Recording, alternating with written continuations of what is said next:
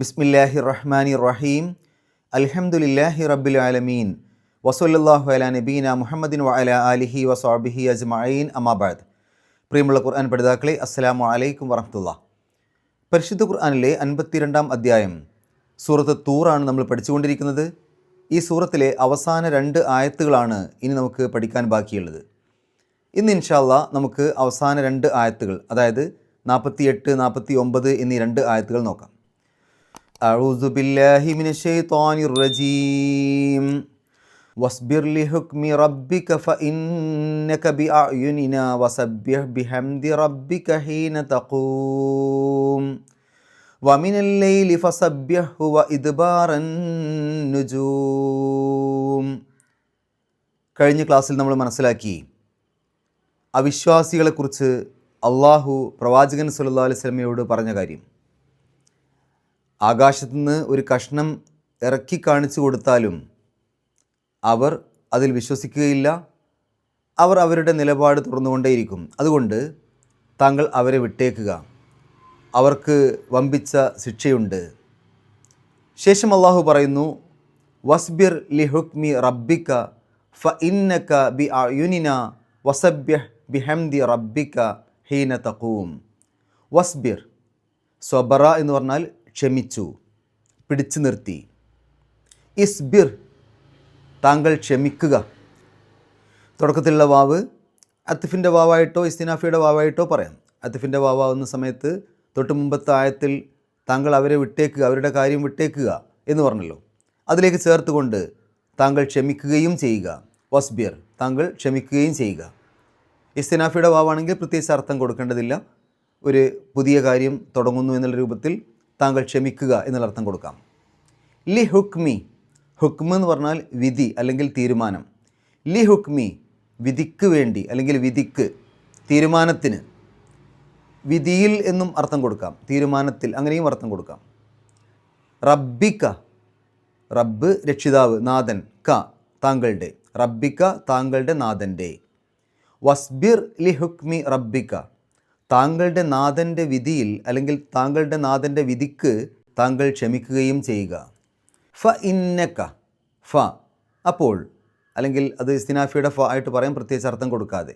ഇന്നക, നിശ്ചയമായും താങ്കൾ. ഇന്ന, നിശ്ചയമായും ക, താങ്കൾ. ഇന്നക, നിശ്ചയമായും താങ്കൾ. ബി അയുനിന, ഐനുൻ എന്നുള്ളതിൻ്റെ ബഹുവചനമാണ് അയുൻ. ഐൻ എന്ന് പറഞ്ഞാൽ കണ്ണ്, കാഴ്ച, ദൃഷ്ടി. അയുൻ, കാഴ്ചകൾ, കണ്ണുകൾ, ദൃഷ്ടികൾ. അയുനിന, നമ്മുടെ ദൃഷ്ടികൾ. ബി അയുനിന, നമ്മുടെ ദൃഷ്ടികളിൽ. ബി എന്ന് പറയുമ്പോൾ ഇൽ. ബി അയുനിന, നമ്മുടെ ദൃഷ്ടികളിൽ, നമ്മുടെ കാഴ്ചകളിൽ. വസബ്ബിഹ്, സബ്ബഹ എന്ന് പറഞ്ഞാൽ പ്രകീർത്തിച്ചു, സ്തോത്രകീർത്തനം ചെയ്തു അല്ലെങ്കിൽ വാഴ്ത്തി. അതിൻ്റെ കൽപ്പനക്രിയയാണ് സബ്ബിഹ്. താങ്കൾ വാഴ്ത്തണം, താങ്കൾ വാഴ്ത്തുക, താങ്കൾ പ്രകീർത്തിക്കുക, താങ്കൾ സ്തോത്രകീർത്തനം നടത്തുക. തുടക്കത്തിലുള്ള വാവ് അത്തഫിൻ്റെ വാവാണ്. വസബ്യഹ്, താങ്കൾ സ്തോത്രകീർത്തനം നടത്തുകയും ചെയ്യുക. തൊട്ട് മുമ്പത്തെ ഭാഗത്ത് താങ്കൾ ക്ഷമിക്കുകയും ചെയ്യുക എന്ന് പറഞ്ഞില്ലേ, അതിലേക്ക് ചേർത്തുകൊണ്ട് ക്ഷമിക്കുകയും സ്തോത്രകീർത്തനം നടത്തുകയും ചെയ്യുക. ബി ഹംദി റബ്ബിക, ബി എന്ന് പറഞ്ഞാൽ കൊണ്ട്, ഹംദ് സ്തുതി. ബി ഹംദി, സ്തുതിച്ചുകൊണ്ട് അല്ലെങ്കിൽ സ്തുതിയോടൊപ്പം, സ്തുതിയോടെ. റബ്ബിക, താങ്കളുടെ നാഥൻ്റെ. റബ്ബ് നാഥൻ, രക്ഷിതാവ്. ക, താങ്കളുടെ. വസബ്യഹ് ബിഹംദി റബ്ബിക, താങ്കളുടെ രക്ഷിതാവിനെ സ്തുതിച്ചുകൊണ്ട് താങ്കൾ പ്രകീർത്തനം നടത്തുകയും ചെയ്യുക. ഹീന തഖൂം, ഹീന എന്ന് പറഞ്ഞാൽ അന്നേരം, ആ സമയം, അപ്പോൾ എന്നർത്ഥം. അത് അടുത്ത പദത്തിലേക്ക് ചേർത്തിട്ടാണ് അർത്ഥം കൊടുക്കുക. തഖൂം, ഖാമ എന്ന് പറഞ്ഞാൽ എഴുന്നേറ്റ് നിന്നു. യഖൂമു, അവൻ എഴുന്നേറ്റ് നിൽക്കും, അവൻ എഴുന്നേറ്റ് നിൽക്കുന്നു. തഖൂമു, താങ്കൾ എഴുന്നേറ്റ് നിൽക്കും, താങ്കൾ എഴുന്നേറ്റ് നിൽക്കുന്നു. ഹീന തഖൂം, താങ്കൾ എഴുന്നേൽക്കുമ്പോൾ, താങ്കൾ എഴുന്നേൽക്കുന്ന സമയത്ത്. ഒന്നിച്ചായത്തിൻ്റെ അർത്ഥം വസ്ബിർ ലി ഹുക്മി റബ്ബിക ഫഇന്നക ബി അയുനിന, താങ്കൾ താങ്കളുടെ നാഥൻ്റെ വിധിക്ക് വേണ്ടി ക്ഷമിക്കുക, തീർച്ചയായും താങ്കൾ നമ്മുടെ ദൃഷ്ടികളിലാണ്, നമ്മുടെ കാഴ്ചയിലാണ്. വസബ്യഹ് ബിഹംദി റബ്ബിക ഹീന തഖൂം, താങ്കൾ എഴുന്നേൽക്കുമ്പോൾ താങ്കളുടെ റബ്ബിനെ സ്തുതിച്ചുകൊണ്ട് വാഴ്ത്തുക. അടുത്തായത്ത് വമിനൽ ലൈലി ഫസബ്യഹു വ ഇദ്ബാറൻ നുജൂം. വമിനൽ ലൈലി, വാവ് അത്തിഫിൻ്റെ വാവാണ്. മിൻ എന്ന് പറഞ്ഞാൽ ഇൽ നിന്ന്, ലൈല് രാത്രി. വമിനൽ ലൈലി രാത്രിയിൽ അല്ലെങ്കിൽ രാത്രിയിലും. ഫസബ്യഹു ഫ അപ്പോൾ, എന്നിട്ട് അവിടെ ആ ഫ എന്നർത്ഥം കൊടുക്കാതെയും പറയാം. സബ്യഹു സബ്ബഹ പ്രകീർത്തനം ചെയ്തു, വാഴ്ത്തി. സബ്യഹ് താങ്കൾ പ്രകീർത്തനം ചെയ്യുക, തൊട്ട് മുമ്പത്തെ ഭാഗത്ത് വന്നല്ലോ, ആയത്തിൽ വന്നല്ലോ. ഹു അവനെ. ഫസബ്യഹു അവന് തസ്ബീഹ് നടത്തുക അല്ലെങ്കിൽ അവനെ വാഴ്ത്തുക. വമിനൽ ലൈലി ഫസബ്യഹു രാത്രിയിലും അവനെ വാഴ്ത്തുക അല്ലെങ്കിൽ അവന് തസ്ബീഹ് നടത്തുക. വ ഇദ്ബാറൻ നുജൂം, വാവ് അത്തിഫിൻ്റെ വാവാണ്, എന്നർത്ഥത്തിൽ. ഇദ്ബാറ, അദ്ബറ എന്ന് പറഞ്ഞാൽ പിന്നിട്ടു എന്നാണ്. അഖ്ബല മുന്നിട്ടു, അദ്ബറ പിന്നിട്ടു. ഇദ്ബാർ പിന്നോക്കം പോകൽ. വ ഇദ്ബാറ പിന്നോക്കം പോക്കിലും. അൻ നുജൂം നക്ഷത്രങ്ങളുടെ, നജ്മ് എന്ന് പറഞ്ഞാൽ നക്ഷത്രം, നുജൂം നക്ഷത്രങ്ങൾ. വ ഇദ്ബാറൻ നുജൂം നക്ഷത്രങ്ങളുടെ പിന്നോക്കം പോക്കിലും. ഒന്നിച്ചായത്തിൻ്റെ അർത്ഥം വമിനൽ ലൈലി ഫസബ്യഹു വ ഇദ്ബാറൻ നുജൂം രാത്രിയിലും നക്ഷത്രങ്ങളുടെ പിന്നോക്കം പോക്കിലും അവനെ വാഴ്ത്തുക. ഇനി നമുക്ക് ഈ രണ്ട് ആയത്തുകളുടെ വിശദീകരണത്തിലേക്ക് പോകാം. തൊട്ട് മുമ്പത്തെ ആയത്തുകളിൽ നമ്മൾ മനസ്സിലാക്കി അവിശ്വാസികൾ തെളിവുകൾ ചോദിക്കുന്നുണ്ട്. പക്ഷേ ആ തെളിവുകളെല്ലാം ഹാജരാക്കിയാലും അതെല്ലാം കൊടുത്താലും അവർ വിശ്വസിക്കാനുള്ളൊരു മാനസികാവസ്ഥയിലല്ല. അവരെന്തെങ്കിലുമൊക്കെ ന്യായം പറഞ്ഞുകൊണ്ട് വിശ്വസിക്കാതിരിക്കാനാണ് അവർ ശ്രമിക്കുന്നത്. അവർക്ക് ആകാശത്തുനിന്ന് ഒരു കഷ്ണം ഇറക്കി കൊടുത്താലും അവർ പറയും അതൊക്കെ മേഘമാണ് എന്ന് പറഞ്ഞിട്ട് എങ്ങനെ വിശ്വസിക്കാതിരിക്കാം എന്നുള്ള രൂപത്തിലാണ് അവർ ചിന്തിക്കുക. അപ്പോൾ അള്ളാഹു റസൂൽ സ്വല്ലല്ലാഹു അലൈഹി വസല്ലമയോട് പറയാണ്, താങ്കൾ ക്ഷമിക്കുക. അങ്ങനെയുള്ള ആളുകളോടൊക്കെ ഇത് പറഞ്ഞു കൊടുത്തിട്ട് അവർ വിശ്വസിക്കുന്നില്ല. താങ്കൾക്ക് പ്രയാസമുണ്ട്, അവരുടെ എതിർപ്പുകൾ താങ്കളുടെ മേലുണ്ട്, താങ്കൾക്ക് പ്രയാസമുണ്ട്, താങ്കൾ ക്ഷമിക്കണം. വസ്ബിർ താങ്കൾ ക്ഷമിക്കുക. ലി ഹുക്മി റബ്ബിക്ക താങ്കളുടെ നാഥൻ്റെ വിധിയിൽ അല്ലെങ്കിൽ താങ്കളുടെ നാഥൻ്റെ വിധിക്ക് വേണ്ടി. താങ്കളുടെ നാഥൻ്റെ വിധിക്ക് വേണ്ടി എന്ന് പറയുമ്പോൾ ഇത്തരം ആളുകളുടെ കാര്യത്തിൽ എന്താണ് ചെയ്യാൻ പോകുന്നത് എന്ന് അള്ളാഹു തീരുമാനിച്ചിട്ടുണ്ട്. അള്ളാഹു അവരുടെ മേലെ വിധി, അവരുടെ മേലെ തീരുമാനമെടുത്തിട്ടുണ്ട്. അത് വരുന്നത് വരേക്കും താങ്കൾ ക്ഷമിക്കുക. അവർക്ക് കൊടുക്കാനുള്ളത് അല്ലെങ്കിൽ അവരുടെ മേലെ അള്ളാഹു വിധിച്ചിട്ടുള്ള കാര്യം എത്തും. അതുവരെ താങ്കൾ ക്ഷമിക്കുക. അത് അള്ളാഹു അവർക്ക് വിധിച്ച കാര്യം അള്ളാഹു നൽകുക തന്നെ ചെയ്യും. ഇനി അള്ളാഹുവിൻ്റെ വിധിയിൽ താങ്കൾ ക്ഷമിക്കുക എന്ന് പറഞ്ഞാൽ ഇതൊക്കെ ഇവിടുത്തെ നിയമങ്ങളാണ്, അല്ലെങ്കിൽ ഇതൊക്കെ ഇവിടെ ഇങ്ങനെയൊക്കെയാണ് സംഭവിക്കുക ഭൂമിയിൽ. താങ്കൾ അള്ളാഹുവിൻ്റെ ഇത്തരം തീരുമാനങ്ങളിൽ താങ്കൾ ക്ഷമിക്കുക എന്ന് പറഞ്ഞാൽ അള്ളാഹുവിൻ്റെ വിധി എന്ന് പറയുമ്പോൾ, ഹുക്മെന്ന് പറയുമ്പോൾ അത് ഖദരി ആയിട്ടുള്ളതുണ്ട്, ശറഈ ആയിട്ടുള്ളതുണ്ട്. ശറഈ ആയിട്ടുള്ളതെന്ന് പറഞ്ഞാൽ മതപരമായ വിധികളാണ്. മതപരമായ വിധികളിൽ അമ്ര കൽപ്പന വിധികളുണ്ട്, നഹിയ് വിരോധിക്കുന്ന തരത്തിലുള്ള വിധികളുണ്ട്. ഇപ്പോൾ നിങ്ങൾ നിസ്കരിക്കണം, സക്കാത്ത് കൊടുക്കണം, നോമ്പെടുക്കണം എന്നൊക്കെയുള്ളത് കൽപ്പനാ തരത്തിലുള്ള വിധികളാണ്. നിങ്ങൾ കള്ളു കുടിക്കാൻ പാടില്ല, കളവ് പറയാൻ പാടില്ല, ഇങ്ങനെയൊക്കെയുള്ള കാര്യങ്ങൾ വിരോധിക്കുന്ന തരത്തിലുള്ള മതപരമായ വിധികളാണ്. ഈ വിധികളുടെ പ്രത്യേകത എന്താണ്? ഈ വിധികൾ ഒരാൾക്ക് സ്വീകരിക്കാനും സ്വീകരിക്കാതിരിക്കാനുമുള്ള സ്വാതന്ത്ര്യം അള്ളാഹു നൽകിയിട്ടുണ്ട്. അള്ളാഹു പറഞ്ഞതനുസരിച്ചാണ് ജീവിക്കുന്നതെങ്കിൽ അദ്ദേഹത്തിന് സ്വർഗം കിട്ടും, അയാൾക്ക് സ്വർഗം കിട്ടും. അള്ളാഹു പറഞ്ഞതിനെതിരെ ജീവിക്കുകയാണെങ്കിൽ നരകം കിട്ടും. പക്ഷേ എന്തെടുക്കണം, ഏത് സ്വീകരിക്കണം, ഏത് സ്വീകരിക്കാതിരിക്കണം എന്നൊക്കെ തീരുമാനിക്കാൻ ഒരാൾക്ക് അള്ളാഹു സ്വാതന്ത്ര്യം നൽകിയിട്ടുണ്ട്. അതേസമയം ഖദരിയായിട്ടുള്ള വിധി എന്ന് പറഞ്ഞാൽ അത് പ്രാപഞ്ചികമായ പ്രകൃതിപരമായ വിധികളാണ്. അവിടെ മനുഷ്യന് സ്വാതന്ത്ര്യം നൽകിയിട്ടില്ല. ഇപ്പോൾ രാത്രി ഉണ്ടാകുന്നു, പകലുണ്ടാകുന്നു, അല്ലെങ്കിൽ സൂര്യൻ്റെ നീക്കങ്ങൾ, അതേപോലെ ഒരാളുടെ മരണം, ജനനം, ഇതൊക്കെ ഖദരിയായിട്ടുള്ള വിധികളാണ്. അപ്പോൾ അത്തരം കാര്യങ്ങൾ അതിൻ്റെ സമയത്ത് അത് നടക്കും. ഇതൊക്കെ ഖദരിയായിട്ടുള്ള അള്ളാഹുവിൻ്റെ നിയന്ത്രണങ്ങളാണ്, അള്ളാഹുവിൻ്റെ വിധികളാണ്, അള്ളാഹുവിൻ്റെ തീരുമാനങ്ങളാണ്. ഇനി ഈ ഖദരിയായിട്ടുള്ള വിധികളിൽ പലതും നമുക്ക് ചിലപ്പോൾ താല്പര്യമില്ലാത്തതുണ്ടാവാം. ഇവിടെ പ്രകൃതി ദുരന്തങ്ങൾ സംഭവിക്കാറുണ്ട്. വെള്ളപ്പൊക്കവും കൊടുങ്കാറ്റും ഭൂമി കുലുക്കവും ഒക്കെ സംഭവിക്കാറുണ്ട്. അത്തരം കാര്യങ്ങളിൽ നമുക്ക് പ്രയാസങ്ങൾ ഉണ്ടാകുമ്പോൾ നമ്മൾ എന്ത് ചെയ്യണം? ക്ഷമിക്കണം. അപ്പോൾ അള്ളാഹുവിൻ്റെ പല വിധികളും എന്താണ് അതിൻ്റെ യഥാർത്ഥ യുക്തി എന്നുള്ളത് മനുഷ്യർക്കൊരു പക്ഷേ ചിന്തിച്ചാൽ മനസ്സിലാവണമെന്നില്ല. ഇവിടെ അള്ളാഹു പറയുകയാണ്, വസ്ബിർ ലി ഹുക്മി റബ്ബിക, താങ്കളുടെ നാഥൻ്റെ വിധിയിൽ താങ്കൾ ക്ഷമിക്കുക, അല്ലെങ്കിൽ താങ്കളുടെ നാഥൻ്റെ വിധി വരുന്നത് വരേക്കും താങ്കൾ ക്ഷമിക്കുക. ഫഇന്നക ബി അയുനിന, നിശ്ചയമായും നമ്മുടെ ദൃഷ്ടികളിലാണ് താങ്കളുള്ളത്. അള്ളാഹുവിൻ്റെ ദൃഷ്ടികളിലാണ് പ്രവാചകൻ സല്ലല്ലാഹു അലൈഹി വസല്ലം ഉള്ളതെന്ന് പറഞ്ഞാൽ അതൊരു വലിയ ആശ്വാസമാണ്. താങ്കൾ ഈ ചെയ്യുന്ന പ്രബോധന പ്രവർത്തനങ്ങളും മറ്റും തുടരുക. താങ്കൾ എൻ്റെ ദൃഷ്ടിയിലാണ് എന്ന് അള്ളാഹു പറഞ്ഞാൽ അള്ളാഹുവിൻ്റെ മേൽനോട്ടത്തിലാണ്, അള്ളാഹുവിൻ്റെ നിരീക്ഷണത്തിലാണ്, അള്ളാഹുവിൻ്റെ സംരക്ഷണത്തിലാണ്. അതുകൊണ്ട് താങ്കളൊന്നും പേടിക്കേണ്ടതില്ല, താങ്കൾ വിഷമിക്കേണ്ടതില്ല. താങ്കളെ ഞാൻ സംരക്ഷിക്കും, താങ്കൾ എൻ്റെ ദൃഷ്ടിയിലാണ് എന്നർത്ഥം. വസബ്ബിഹ് ബിഹംദി റബ്ബിക, ഇങ്ങനെയുള്ള എതിർപ്പുകളൊക്കെ ആളുകളുടെ അടുത്ത് ഉണ്ടായിക്കോട്ടെ, പക്ഷേ താങ്കൾ എന്ത് ചെയ്യണം? അള്ളാഹുവിൻ്റെ, താങ്കളുടെ നാഥനെ സ്തുതിച്ചുകൊണ്ട് അവനെ പ്രകീർത്തിക്കുക അല്ലെങ്കിൽ തസ്ബീഹ് ചെയ്യുക എന്നൊക്കെ പറഞ്ഞാൽ അത് നമ്മൾ പല ക്ലാസ്സുകളിലും മുമ്പ് പറഞ്ഞിട്ടുണ്ട്. തസ്ബീഹ് ചെയ്യുക എന്ന് പറയുമ്പോൾ ശരിക്ക് മനസ്സുകൊണ്ട് കൃത്യമായിട്ട് തീരുമാനമെടുത്ത് അത് വാക്കുകൾ കൊണ്ട് പറഞ്ഞ് നമ്മുടെ കർമ്മങ്ങളിൽ അതുണ്ടായിരിക്കണം. അപ്പോഴാണ് യഥാർത്ഥത്തിൽ തസ്ബീഹ് പൂർത്തിയാവുക. വെറും മനസ്സിലുണ്ടായത് കൊണ്ട് മാത്രം കാര്യമില്ല, വെറും നാവ് കൊണ്ട് മാത്രം പറഞ്ഞാൽ കാര്യമില്ല, നിയ്യത്ത് ശരിയല്ലാത്ത രൂപത്തിൽ കർമ്മങ്ങൾ ചെയ്തിട്ടും കാര്യമില്ല. അപ്പോൾ മനസ്സിൽ നമ്മുടെ ഉദ്ദേശം ശരിയായിരിക്കണം, അത് ചൊല്ലേണ്ടതാണെങ്കിൽ ചൊല്ലണം, അത് കർമ്മങ്ങളിൽ കാണണം, നമ്മുടെ ജീവിതത്തിൽ ഉണ്ടാവണം. അപ്പോഴാണ് തസ്ബീഹിൻ്റെ പൂർണ്ണമായ രൂപത്തിലേക്ക് അതെത്തുക. തസ്ബീഹ് എന്ന് പറയുന്ന സമയത്ത് അതിൽ നമ്മൾ ചൊല്ലുന്നതുണ്ട്, ആരാധനാകർമ്മങ്ങളുണ്ട്, നിസ്കാരവും ഒക്കെ ഈ തസ്ബീഹിൽ നമുക്ക് ഉൾപ്പെടുത്താൻ പറ്റും.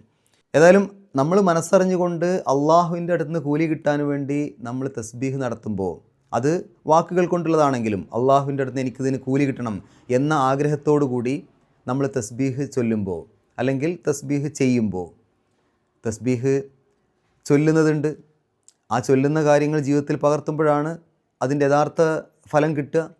പക്ഷേ അള്ളാഹുവിൻ്റെ അടുത്ത് കൂലി കിട്ടണമെന്ന് ആഗ്രഹിച്ചുകൊണ്ട് ദിക്റുകൾ ഇങ്ങനെ ചൊല്ലിക്കൊണ്ടിരിക്കുകയാണെങ്കിൽ അതൊക്കെ തസ്ബീഹാണ്. അപ്പോൾ ആ തരത്തിൽ താങ്കൾ തസ്ബീഹ് ചെയ്യണം, തസ്ബീഹ് ചൊല്ലണം. എപ്പോഴൊക്കെയാണെന്ന് പറഞ്ഞിട്ടുണ്ട്. 3 സമയങ്ങളാണ് അള്ളാഹു എടുത്തു പറഞ്ഞത്. ഹീന തഖൂം, താങ്കൾ എഴുന്നേൽക്കുമ്പോൾ. ഇതിനെക്കുറിച്ച് ഖുർആൻ വ്യാഖ്യാതാക്കൾ പല അഭിപ്രായങ്ങളും പറഞ്ഞിട്ടുണ്ട്. ഏതാണ് ഈ എഴുന്നേൽക്കുമ്പോൾ എന്ന് പറഞ്ഞാൽ? ഒന്ന്, എവിടുന്ന് എഴുന്നേൽക്കുകയാണെങ്കിലും അള്ളാഹുവിനെ തസ്ബീഹ് ചെയ്യുക, അള്ളാഹുവിനെ പ്രകീർത്തിക്കുക, അള്ളാഹുവിനെ വാഴ്ത്തുക. മറ്റൊന്ന് പറഞ്ഞത് വല്ല സദസ്സുകളിൽ നിന്നൊക്കെ എഴുന്നേൽക്കുമ്പോൾ തസ്ബീഹ് ചെയ്തിട്ട് ആ സദസ്സിൽ നിന്ന് എഴുന്നേറ്റ് പോവുക. മറ്റൊന്ന്, ഉറക്കിൽ നിന്ന് എഴുന്നേൽക്കുന്ന സമയത്ത് അള്ളാഹുവിനെ തസ്ബീഹ് നടത്തിക്കൊണ്ട് ആ ഉറക്കിൽ നിന്ന് എഴുന്നേൽക്കുക. മറ്റൊന്ന്, നിസ്കാരത്തിലേക്ക് എഴുന്നേൽക്കുമ്പോൾ, നിസ്കാരത്തിന് വേണ്ടി എഴുന്നേൽക്കുമ്പോൾ ആ നിസ്കാരത്തിൽ തുടക്കത്തിൽ തസ്ബീഹ് ചെയ്യുക. നമുക്കറിയാം, നിസ്കരിക്കാൻ നിൽക്കുമ്പോൾ അള്ളാഹു അക്ബർ എന്ന് പറഞ്ഞ് തക്ബീർ കെട്ടിയതിന് ശേഷം പിന്നെ നമ്മൾ പ്രാരംഭ പ്രാർത്ഥന ചൊല്ലും അല്ലേ? ഫാത്തിഹയ്ക്ക് മുമ്പായിട്ട് വജ്ജഹത്തു ചൊല്ലുന്നവരുണ്ട്, അള്ളാഹുമ്മ ബാഇദ് ബൈനി വബൈന ഖത്തായ അത് ചൊല്ലുന്നവരുണ്ട്. എന്നാൽ അതല്ലാത്ത മറ്റ് പല പ്രാരംഭ പ്രാർത്ഥനകളും വന്നിട്ടുണ്ട്. അതിൽപ്പെട്ട ഒന്ന് അള്ളാഹുവിനെ തസ്ബീഹ് ചൊല്ലുന്ന രൂപത്തിൽ, അള്ളാഹുവിന് തസ്ബീഹ് പറയുന്ന രൂപത്തിലുള്ള പ്രാരംഭ പ്രാർത്ഥനകളൊക്കെ വന്നിട്ടുണ്ട്. അപ്പോൾ അതാണ് ഇവിടെ ഉദ്ദേശം എന്നുള്ള രൂപത്തിൽ അഭിപ്രായപ്പെട്ടവരുണ്ട്. ഇനി അടുത്ത ആയത്തിൽ വമിനൽ ലൈലി, രാത്രിയിൽ നിന്നും എന്ന് പറഞ്ഞാൽ രാത്രിയിൽ നിന്നും അല്പസമയം, രാത്രിയിൽ നിന്നും അല്പസമയം ഫസബ്യഹു, അവനെ വാഴ്ത്തണം, അള്ളാഹുവിനെ വാഴ്ത്തണം. ഇത് രാത്രിയിലുള്ള മഗ്രിബ് നിസ്കാരവും ഇശാ നിസ്കാരവും തഹജ്ജുദ് നിസ്കാരവും ഒക്കെയാണ് ഇതുകൊണ്ട് ഉദ്ദേശമെന്ന് ചില വ്യാഖ്യാതാക്കൾ അങ്ങനെ പറഞ്ഞിട്ടുണ്ട്. എന്നാൽ രാത്രിയിലും നമ്മൾ അള്ളാഹുവിനെ സ്മരിക്കണം. കുറച്ച് സമയം, രാത്രിയിലെ സമയം അള്ളാഹുവിനെ സ്മരിക്കാൻ വേണ്ടി, അള്ളാഹുവിന് തസ്ബീഹ് ചെയ്യാൻ വേണ്ടി നമ്മൾ മാറ്റിവെക്കണം എന്നുള്ള രൂപത്തിൽ അതിന് ആ തരത്തിലും നമുക്ക് അർത്ഥം കാണാം. വ ഇദ്ബാറ നുജൂം, നക്ഷത്രങ്ങൾ പിന്നിടുമ്പോൾ, നക്ഷത്രങ്ങൾ പിന്നോട്ട് പോകുമ്പോൾ എന്ന് പറഞ്ഞാൽ നക്ഷത്രങ്ങൾ മാഞ്ഞു പോകുമ്പോൾ. അതെപ്പോഴാണ്? അത് പ്രഭാതത്തിൻ്റെ തൊട്ട് മുമ്പ്, നക്ഷത്രങ്ങളുടെ ആ ഒരു തിളക്കം ഇല്ലാതാവുക എന്ന് പറയുമ്പോൾ പ്രഭാതം തുടങ്ങുന്ന സമയത്ത്. ഇത് സുബഹി നിസ്കാരമാണതുകൊണ്ട് ഉദ്ദേശിച്ചത് എന്ന് പറഞ്ഞവരുണ്ട്. സുബഹിക്ക് മുമ്പുള്ള 2 റക്അത്ത് സുന്നത്താണ് ഇതുകൊണ്ട് ഉദ്ദേശിച്ചതെന്ന് പറഞ്ഞവരുണ്ട്. അങ്ങനെ പല അഭിപ്രായങ്ങളും പറഞ്ഞിട്ടുണ്ട്. ഏതായാലും ഒന്നിച്ച് നോക്കുമ്പോൾ നമ്മൾ മനസ്സിലാക്കേണ്ടത് സദാസമയങ്ങളിലും അള്ളാഹുവിനെക്കുറിച്ചുള്ള ഓർമ്മ നമ്മുടെ മനസ്സിൽ കൃത്യമായി പച്ച പിടിച്ചുണ്ടായിരിക്കണം. അള്ളാഹുവിനെ നമ്മൾ മനസ്സറിഞ്ഞുകൊണ്ട് വാഴ്ത്തണം. അള്ളാഹുവിനെ സ്തുതിച്ചുകൊണ്ട് അവനെ നമ്മൾ പ്രകീർത്തിക്കണം. അവന് സ്തോത്രകീർത്തനം ചെയ്യണം. കാരണം ഒരു മനുഷ്യൻ എല്ലാ സമയങ്ങളിലും അള്ളാഹുവിനെ ഓർക്കുന്നവനാണെങ്കിൽ അവൻ്റെ കയ്യിൽ നിന്ന് തെറ്റുകൾ അധികം സംഭവിക്കില്ല. കാരണം അവൻ എല്ലാ സമയത്തും അവൻ്റെ ഉള്ളിൽ അള്ളാഹു എന്നുള്ളൊരു ഓർമ്മ നിലനിൽക്കുകയാണ്. അതുകൊണ്ട് തന്നെ നാളെ ഞാൻ അള്ളാഹുവിൻ്റെ അടുത്തേക്ക് പോകേണ്ടവനാണ്, നാളെ എനിക്ക് അള്ളാഹുവിൻ്റെ സ്വർഗം കിട്ടണം എന്നുള്ള ആഗ്രഹത്തോടു കൂടി എല്ലാ സമയത്തും അള്ളാഹുവിനെ ഓർത്തുകൊണ്ട് അള്ളാഹുവിനെ സ്മരിച്ചുകൊണ്ട് അവന് ദിക്റുകളും മറ്റും ചൊല്ലിക്കൊണ്ട് അള്ളാഹുവിന് തസ്ബീഹ് ചെയ്തുകൊണ്ട് അങ്ങനെ ജീവിക്കുമ്പോൾ തീർച്ചയായിട്ടും ആ വ്യക്തി ഒരു നല്ല വ്യക്തിയായിട്ടാണ് ജീവിക്കുക. അപ്പോൾ എല്ലാ കാര്യങ്ങളിലും എല്ലാ സമയത്തും അള്ളാഹു എന്നുള്ളൊരു ഓർമ്മ നമ്മുടെ മനസ്സിൽ കൃത്യമായി ഉണ്ടായിരിക്കണം എന്ന് പറഞ്ഞുകൊണ്ടാണ് ഈ ഒരു സൂറത്ത് അള്ളാഹു അവസാനിപ്പിക്കുന്നത്. നമുക്ക് ഈ 2 ആയത്തുകളിൽ വന്ന പാരായണ നിയമങ്ങൾ നോക്കാം. വസ്ബിർ ലി ഹുക്മി റബ്ബിക ഫ ഇന്ന കനുവിൻ്റെ ശബ്ദ് മണിക്കുക. ബി അയുനിന വസബ്യഹ് ബിഹംദി റബ്ബിക ഹീന തഖൂം. അവസാനത്തെ മീമിന് സുക്കൂന്, തൊട്ട് മുമ്പുള്ള നീട്ടൽ 6 ഹർക്കത്തിൻ്റെ ദൈർഘ്യം വരെ ആവാം. മദ് ആരിദ്. വമിനൽ ലൈലി ഫസബ്യഹു എന്ന് പറയുമ്പോൾ അതിൻ്റെ അവസാനത്തെ ഹാ ഉൽ അമീറിൻ്റെ മുമ്പും ശേഷവുമുള്ള അക്ഷരങ്ങൾക്ക് ഹർക്കത്തുണ്ടോ നോക്കിയാൽ ശേഷം ഉള്ള അക്ഷരത്തിന്, അതായത് വാവിന് ഹർക്കത്തുണ്ട്. പക്ഷെ തൊട്ട് മുമ്പ് വന്ന അക്ഷരം ഏതാണ്? അവിടെ ഹ ആണ്. അതിന് ഹർക്കത്തുണ്ടോ? അവിടെ സുക്കൂനാണ്. ഹാന് സുക്കൂനിനെ ഹർക്കത്തായിട്ട് പരിഗണിക്കൂല. അപ്പോൾ അതുകൊണ്ട് ആ ഹാ ഉൽ അമീറിൻ്റെ മുമ്പും ശേഷവുമുള്ള അക്ഷരങ്ങൾക്ക് ഹർക്കത്തുണ്ടോ എന്ന് ചോദിച്ചാൽ ഇല്ല, ഒരു ഭാഗത്ത് മാത്രമേ ഉള്ളൂ. അതുകൊണ്ട് അതിനെ നീട്ടാൻ പാടില്ല. 2 ഭാഗത്തും ഹർക്കത്ത് വന്നാലേ അതിനെ നീട്ടാൻ പാടുള്ളൂ. 2 ഹർക്കത്തിൻ്റെ ദൈർഘ്യം നീട്ടാൻ പാടുള്ളൂ. അല്ലാത്ത സന്ദർഭങ്ങളിൽ, ഇപ്പോൾ ഇതുപോലെയുള്ള സന്ദർഭങ്ങളിൽ നീട്ടാതെയാണ് അതിന് ഉച്ചരിക്കേണ്ടത്. അപ്പോൾ ഫസബ്യഹു എന്നേ പറയുള്ളൂ, ഫസബ്യഹു എന്ന് പറയില്ല. ഫസബ്യഹു. വ ഇദ്ബാറ, ദാലിൻ്റെ സുക്കൂന് കൽക്കലത്തിൻ്റെ അക്ഷരമാണ്, എടുത്ത് പറയണം, വെളിവാക്കി പറയണം. അന്നുജൂം, നൂനിൻ്റെ ശബ്ദ് മണിക്കുക. അവസാനത്തെ മീമിന് സുക്കൂന്, തൊട്ട് മുമ്പുള്ള നീട്ടൽ 6 ഹർക്കത്തിൻ്റെ ദൈർഘ്യം വരെ ആവാം. നമുക്ക് ഈ 2 ആയത്തുകളൊന്ന് പാരായണം ചെയ്യാം, ശേഷം ഗ്രാമർ പറയാം. അഊസു ബില്ലാഹി മിനശ് ശൈത്വാനിർ റജീം. വസ്ബിർ ലിഹുക്മി റബ്ബിക ഫഇന്നക ബിഅയുനിനാ വസബ്ബിഹ് ബിഹംദി റബ്ബിക ഹീന തഖൂം വമിനൽ ലൈലി ഫസബ്ബിഹു വഇദ്ബാറൻ നുജൂം. ഗ്രാമർ നോക്കുകയാണെങ്കിൽ സ്വബറ എന്നുള്ളതിൻ്റെ കൽപ്പനക്രിയയാണ് ഇസ്ബിർ എന്നുള്ളത്. അതിൻ്റെ തുടക്കത്തിൽ ഇ എന്നാണ്. പക്ഷേ ആ ഒരു ഹംസത്ത് വസലിൻ്റെ ഇ എന്ന് പറയുമ്പോൾ അത് ഹംസത്ത് വസലാണ്. അതിൻ്റെ തൊട്ട് മുമ്പൊരു അക്ഷരം വന്നാൽ ആ ഹംസത്ത് വസൽ നഷ്ടപ്പെടും. അപ്പോൾ വ ഇസ്ബിർ എന്ന് പറയില്ല, വസ്ബിർ എന്നേ പറയുള്ളൂ. ലി ഹുക്മി, ലി എന്നുള്ളത് ഹർഫ് ജറാണ്. അതിനുശേഷം വരുന്ന ഇസ്മുകൾക്ക് ജറ് കിട്ടും, സാധാരണ കെസർ കൊണ്ടോ കെസർ തൻവീൻ കൊണ്ടോ. അതുകൊണ്ടാണ് ലി ഹുക്മി അവസാനത്തിൽ മീമിന് കെസർ വരാനുള്ള കാരണം ലി വന്നതുകൊണ്ടാണ്. അപ്പോൾ ലി വന്നപ്പോൾ ആ ഒരു ഹുക്മിന് ജറ് കിട്ടി, കെസർ കൊണ്ടാണ് അവിടെ ജറിനെ കാണിച്ചത്. ഇനി ഹുക്മ് എന്നുള്ള ആ പദത്തെ റബ്ബ് എന്നുള്ള പദത്തിലേക്ക് ചേർത്തിയിട്ടാണ് പറഞ്ഞത്. റബ്ബിൻ്റെ ഹുക്മ് അങ്ങനെ പറയുമ്പോൾ ഹുക്മിനെ റബ്ബിലേക്ക് ചേർത്തി എന്ന് പറയും. അപ്പോൾ ഏതിലേക്കാണോ ചേർത്തിയത് അതിനെ മുലാഫിൻ ഇലൈഹി എന്ന് പറയും. അതിന് എപ്പോഴും ഇറാബ് ജറായിരിക്കും. ഇവിടെ റബ്ബിലേക്കാണ് ഹുക്മിനെ ചേർത്തിയത്, അപ്പോൾ റബ്ബാണ് മുലാഫിൻ ഇലൈഹി. അതിൻ്റെ ഇറാബ് നോക്കൂ, ജറാണ്. അതുകൊണ്ടാണ് അവിടെ കെസ്റിട്ട് കൊടുത്തത്, റബ്ബി എന്നെഴുതിയത്. ഇനി റബ്ബിക്ക എന്നെടുത്തു കഴിഞ്ഞാൽ അവിടെയും ഇത് വരുന്നുണ്ട്, അതായത് റബ്ബിനെ ക എന്നുള്ളതിലേക്ക് ചേർത്തു. പക്ഷേ ആ ക എന്നുള്ളതിൻ്റെ പ്രത്യേകത അത് മുലാഫിൻ ഇലൈഹിയാണ്, ജറിൻ്റെ സ്ഥാനത്താണെന്ന് പറയാനേ പറ്റുള്ളൂ. അതിന് ജറ് കെസറിൻ്റെ രൂപത്തിൽ കാണിക്കാനൊന്നും പറ്റില്ല. അത് മബ്നിയായ പദമാണ്. അതിന് ക എന്നുള്ളത് അങ്ങനെ തന്നെ എഴുതാനേ പറ്റുള്ളൂ. ഫ ഇന്നക ബി അയുനിന, ബി എന്നുള്ളത് ഹർഫ് ജറാണ്.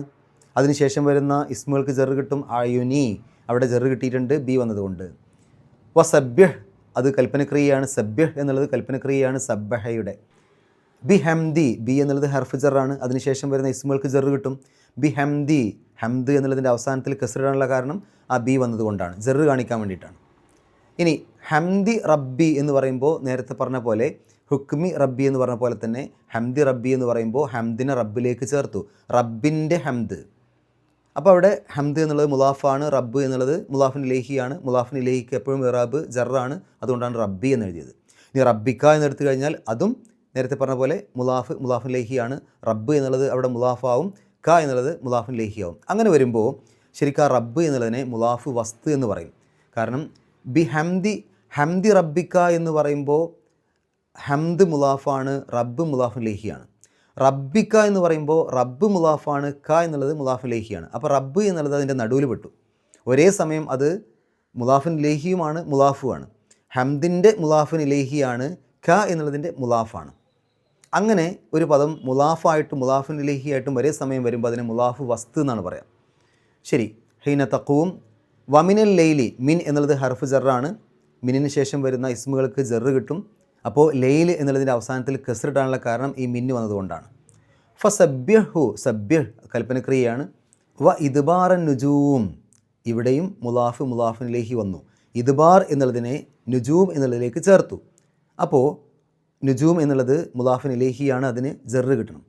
അതുകൊണ്ടാണ് നുജൂമി അവസാനത്തിൽ കസ്റിട്ട് എഴുതിയത്. ഇത്രയും കാര്യങ്ങളാണ് ഈ 2 ആയത്തുകളിലൂടെ നമ്മൾ മനസ്സിലാക്കേണ്ടത്.